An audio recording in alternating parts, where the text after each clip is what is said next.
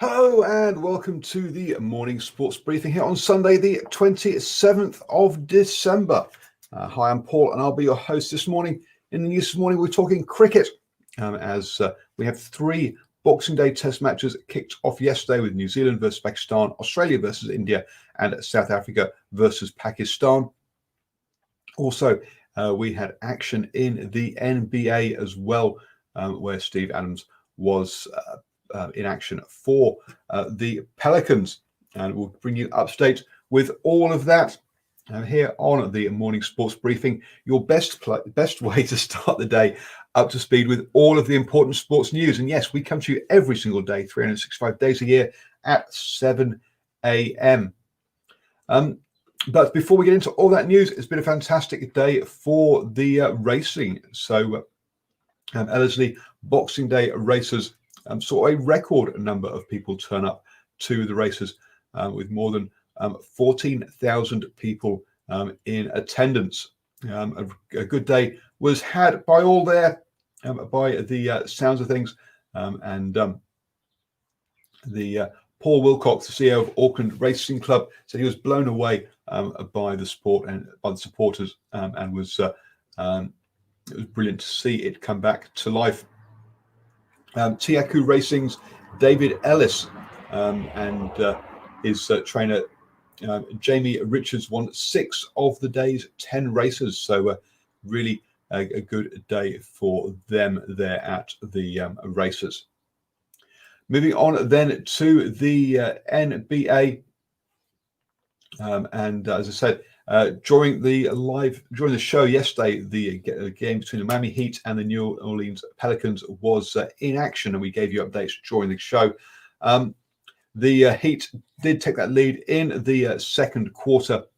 It wasn't quite as dominating in the end, with just a 10-point lead in that quarter, but they did. That was enough to see them home. A bit of a comeback there in the third quarter wasn't enough by the Pelicans. And the Miami Heat won that 111-98, so quite comfortable in the end. They were led by Duncan Robinson with 23 points, and he was ably assisted by 5 of his teammates, all making double figures. The Pelicans, on the other hand, only had 3 players in double figures. They were led by Zion Williamson with 14 rebounds and 32 points.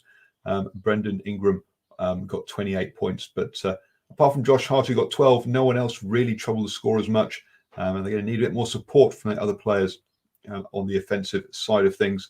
Stephen Adams picked up 9 rebounds and 6 points from his 32 minutes of action in that one.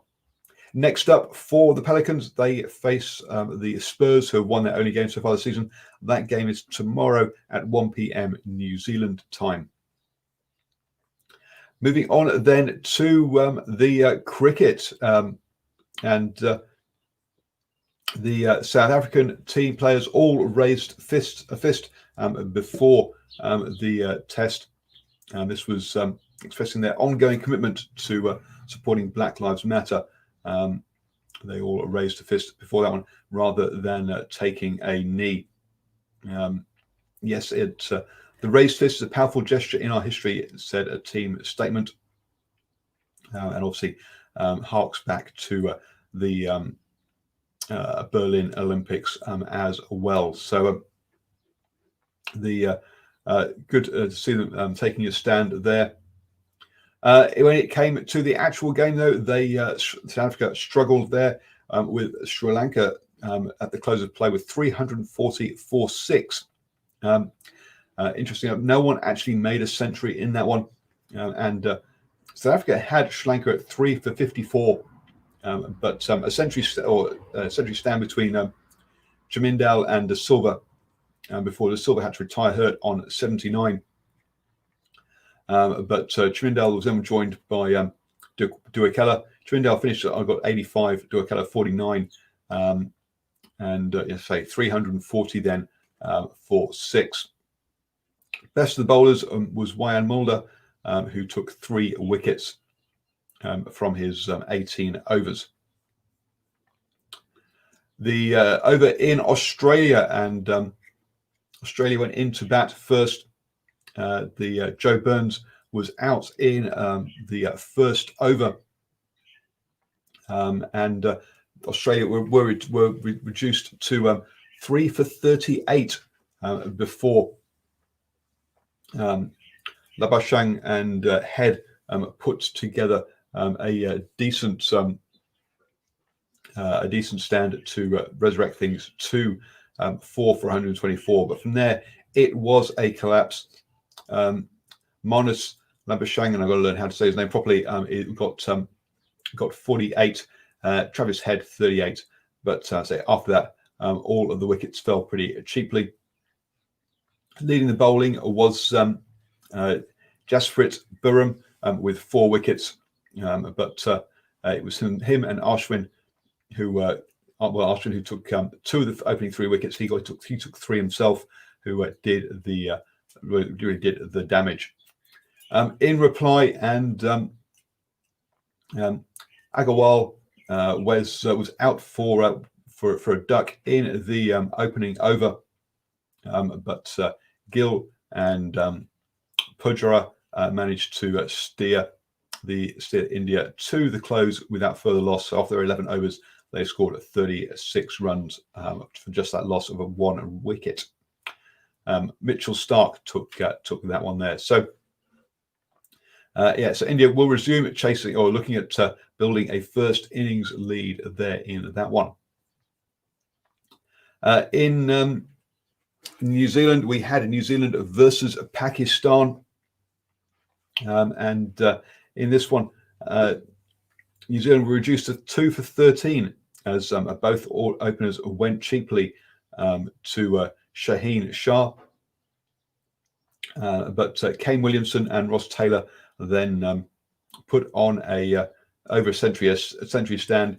Ross Taylor scored 70 before getting out to Afridi as well, who took all 3 wickets for Pakistan on the day.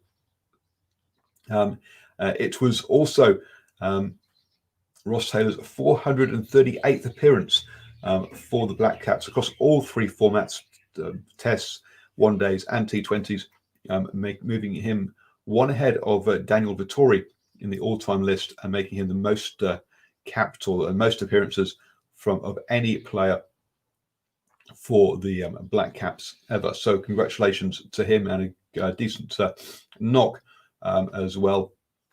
Henry Nicholls then came in and joined Kane Williamson, putting on 42.